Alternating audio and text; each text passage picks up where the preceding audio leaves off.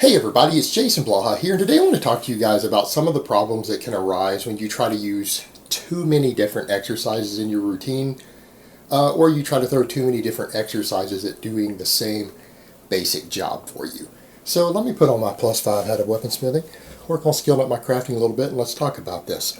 And there's a tricky thing to that sometimes, is finding that balance between how many different exercises you need to do to get what you're talking about as far as ideal gains, trying to get the most possible performance, the most possible muscle mass through your body or through a specific set of muscles, versus when does it become problematic and it starts to actually be counterproductive. And this is again a big point of argument, because truth be told, a lot of people can get really big off of a single exercise for a body part, sometimes even a compound. I mean, truth be told, you show me someone who actually does train their legs, so they actually have some weight to them, who can crank out 20 dead hang chin-ups, or can do that in addition to the fact that they could hang 100 pounds off of a belt on a chain and crank out 4, 5, or 6 clean chin-ups from a dead hang. You show me someone who can do that who has small biceps. Probably not, at least not in proportion to their body.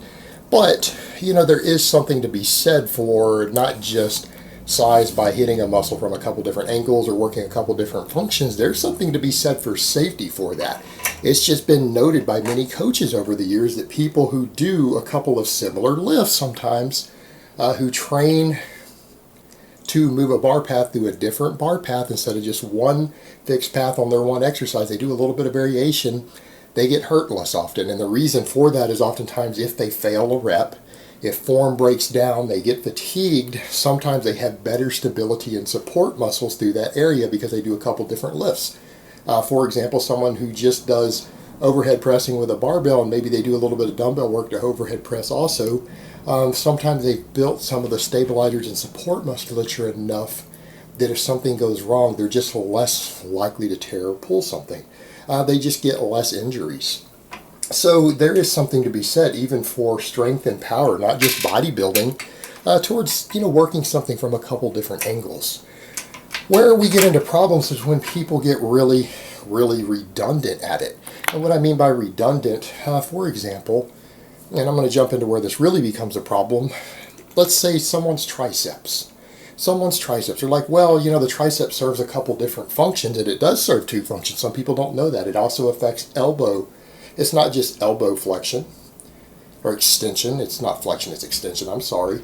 Also, shoulder extension is affected. The long head of the tricep is affected by this movement. So there is something to be said for even a fairly non-complex muscle like the tricep of saying, okay, it does a couple different things. And that muscle might not develop maximally if you don't work both of those functions to some extent, because the lateral and the medial head generally always work together to the same amount of extreme or the same amount of workload. The long head isn't always worked to the same extent on the same exercises, which is the bigger, longer head up here, the slightly bigger one.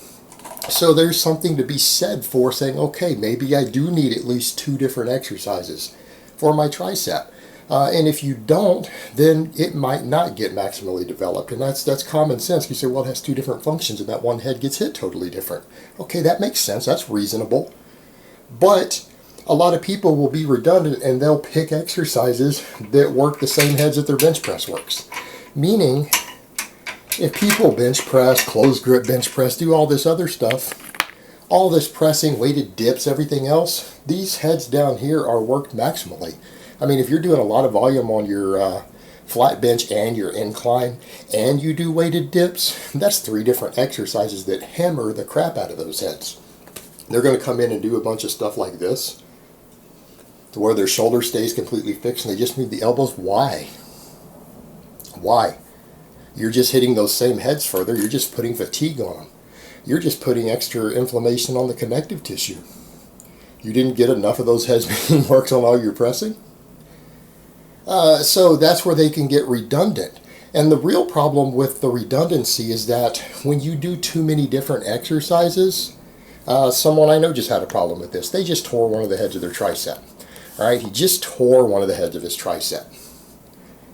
It's all bruised, it's got a big knot in it, it's all bruised up from a minor tear. Well, he's going to have to take some time off from that, but here's the thing.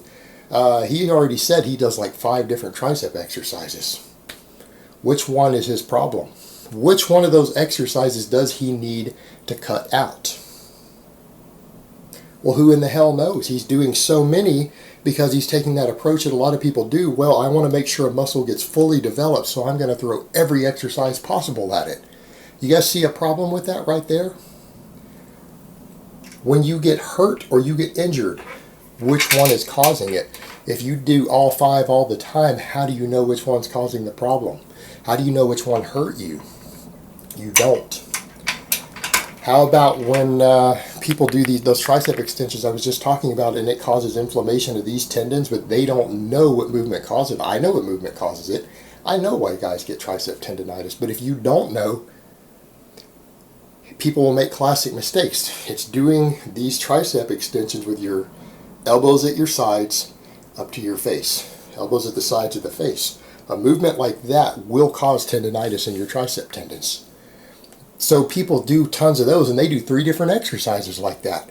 And then their elbows start hurting when they're doing heavy pressing, and then they think the pressing, because they're putting a real load on those connective tissue that's inflamed, they think the pressing's hurting their elbows. But the reality is, because they're doing multiple exercises, and one exercise is causing the tendonitis and inflammation, and another one brings out the pain, they're doing so many different exercises that they don't know which one is to blame. And before long, you see this all the time with bodybuilders, even guys on YouTube. How many guys you see who don't quite lock out on their presses, and they wear elbow sleeves.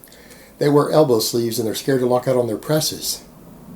And the pain never goes away, and now they're having to do that for years. But they don't realize, because they didn't look at the anatomy of it, they're doing 4 different tricep extensions. 2 of the tricep extension styles are causing that actual inflammation that's hurting them on the pressing. But because they're doing so many things, instead of saying, hey, I'm going to add one exercise, and I'm going to try it for 3 months and see if it makes any difference, or if it causes inflammation or pain or connective tissue problems. And if I don't feel any of those problems, then hey, it's probably a good exercise. If I see some changes after I add that one exercise in,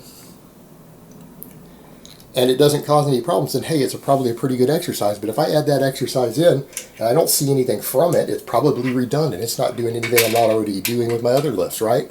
And if I'm getting pain from it, it's causing tendons to hurt. Well, that's not a good exercise for me personally. I might have a friend who does it all the time and it doesn't hurt, but for me, it hurts me because of my anatomy. This is not a good exercise for me, at least the way I'm doing it. This allows you to look at the different exercises and pick and choose which ones are good for you or not, which ones are going to work for you. But when you add 3 new exercises at a time, you have no clue what's going on. You have no clue which exercises are working for you, which ones are not working for you, which ones are causing inflammation, which ones are giving you tendonitis, which ones are hurting your joints, because you're throwing too many new exercises in at one time. Furthermore, every training response that you throw at your body requires your body to adapt to it. It will only handle so many different adaptations at any given time. Meaning, we know that from every form of training. It's harder to progress at 6 big exercises at one time. Sometimes, particularly as you get more advanced, you've got to rotate through focusing on different exercises. When you're throwing a ton of different exercises in, your body has to adapt to each new movement pattern. Now, your body can adapt to quite a few movement patterns. I don't want people to say, oh, you can only focus on the deadlift and your bench press can't go up at the same time and your curls can't go up. No, it can, but the more movements you are throwing in, the slower you're going to progress at a lot of the individual movements. And sometimes it'll interfere with you progressing with others. Also, the more exercises you throw in, the less volume you are putting into each exercise. What if you have an exercise that's more important than another? What if it has more to offer to you than another?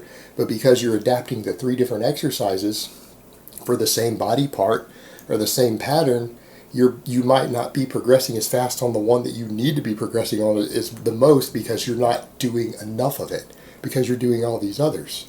So there's a fine balance to be had there. Obviously, there are benefits to doing more than one exercise for a body part.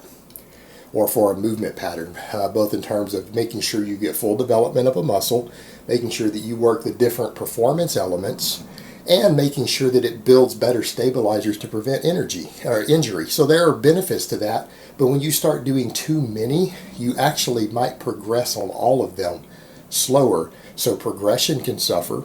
If something is a bad exercise and is causing you pain and injury or inflammation, when you do too many at a time, it's hard to figure out which ones are causing you the problems.